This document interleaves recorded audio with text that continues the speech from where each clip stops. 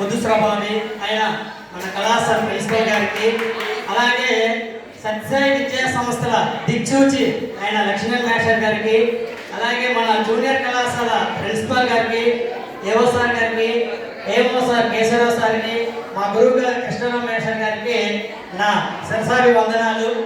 అలాగే ఈ కార్యక్రమానికి ఇచ్చేసిన నా తోటి అధ్యాపకులకు నా వందనాలు.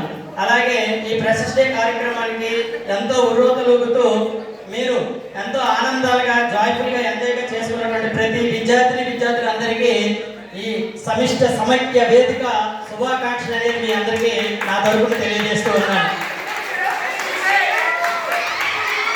పైన ఉన్నటువంటి వారు అందరూ కూడా మనకి ఆదర్శవాదులు. ఈ ఆదర్శవాదులు చెప్పిన ప్రతి విషయాన్ని మీరు తూచ తప్పగా పాటించండి. ఆ తూచ తప్పగా పాటిస్తే ఎవరు ఏ స్థానానికి ఎదుగుతారనేది మీరు డిసైడ్ చేసుకోవచ్చు. ఈ పైన ఉన్నటువంటి ప్రతి ఒక్కరి కూడా గురించి తెలిస్తే ఇంకా మాలో ఏం తక్కువ, మేమెందుకు కృషి చేయకూడదు, మేమెందుకు కష్టపడకూడదు అనే విషయాన్ని మీరు గ్రహించవచ్చు. అలాగే మీరు ఒక విషయం తెలుసుకోగలగాలి. మన పక్షుల్లో చూస్తే కాకి అనేది హీనంగా చూస్తాం. పక్షుల్లో కాకి అనేది హీనంగా చూస్తాం. ఏ కాకిలా ఉన్నారా అని అంటుంటారు అందరూ కూడా. కానీ ఆ కాకితల గొప్పతనం తెలిస్తే అమ్మో పక్షి జాతుల్లో అంశకంటే గొప్పది కాకి అని అనుకుంటారు. ఎందుకంటే కాకి పక్షులన్నీ వేరు, కాకి వేరు. కాకి ఉదయాన్నే 5 గంటల లోపు అంటే దేవగణంలో నిద్ర మేల్కొని పుణ్యస్నానం అనేది చేస్తుంది. ఆ పుణ్యస్నానం చేసిన తర్వాతే ఆహారాన్ని తింటుంది. అంతకుమించి తర్వాత ముందు ఏం కూడా ముట్టుకోదు. అలా మీరు కూడా మీ దేవగణ స్థానం ఏదైతే దేవతలు మనకి అభయాన్నిచ్చినటువంటి టైం అనేది ఉంటుంది. ఉదయం 5 గంటలు 4 గంటలు ఈ టైంలో లేచి విద్యాబుద్ధులు అనేది నేర్చుకోండి. డిగ్రీ అంటే బరువు కాదు, బాధ్యత అని తెలుసుకోండి.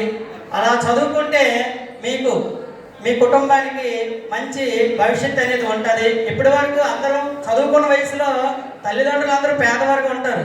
నేను ఎప్పుడు చెప్తూ ఉంటా, కళాశాలలో చదివిన మరుక్షణం ఉద్యోగం వస్తే ఆ ఇల్లు ధనవంతులు ఇల్లు అని అంటారు. అంతవరకు పేదవాడే.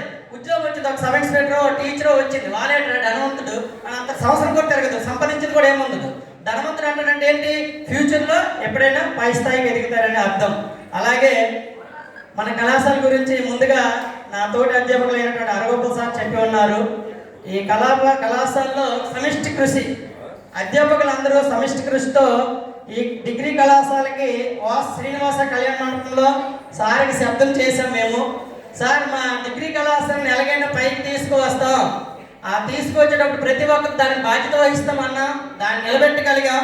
అలాగే మరొక 2 ఇయర్స్ కష్టపడితే గ్యారంటీ మన కాలేజ్ అనేది ఏదైతే టార్గెట్ 600 450 అనేది ఉండేదో దాన్ని మనం తప్పగా సాధిస్తామని మీ అందరి తరఫున మాటిస్తున్నాను. నెక్స్ట్ ఇయర్ కూడా ఇదే రకంగా చేద్దాం.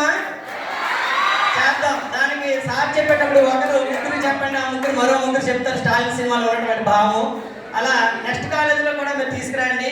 ఇంకో విషయం, కళాశాల కోసం ప్రతి ఒక్కరూ మేము చెప్పడం కాదు, మనం చూడండి సోషల్ మీడియా కానీ లేదా ప్రింట్ మీడియా కానీ ఎలక్ట్రానిక్ మీడియా కంటే పవర్ఫుల్ మీడియా మౌత్ మీడియా. అంటే ఒకరు చెప్పేది వింటారు. ఇప్పుడు కూడా పలానా బట్టల షాప్కి వెళ్ళారనుకో, అక్కడ మనం టీవీ యాడ్ చూస్తూ ఉంటాం, ఇదంతా ఒకదారి అంట. నేను చెప్పాను చాలా బాగుంటుంది, మన డ్రెస్సింగ్ చాలా బాగుంటాయి అంటే అవునా నిజమే, మనం కూడా ఒకసారి వెళ్ళి అక్కడ కొనుగోలు చేస్తాం. అలాగే మన సత్యసాయి కళాశాల గురించి ఎవరో చెప్పడం కాదు, మన విద్యార్థులే ఎప్పటి నుండి మీ ఊర్లో ఉన్నటువంటి 10th క్లాస్ విద్యార్థులు అయితేనేమి, ఇంటర్మీడియట్ సెకండరీ సంవత్సరం విద్యార్థులను మోటివేషన్ చేయండి. సత్యసాయి విద్యా సంస్థల్లో చదవండి, ఉద్యోగం పొందండి. అది సత్యసాయి కాలేజ్ తాలుగా నినాదం. ఇంతటి అవకాశం ఇచ్చిన మా ఈ కళాశాల బృందానికి అలాగే అధ్యక్షుల వారికి పేరు నమస్కారం తెలియజేస్తూ ముగిస్తున్నాం.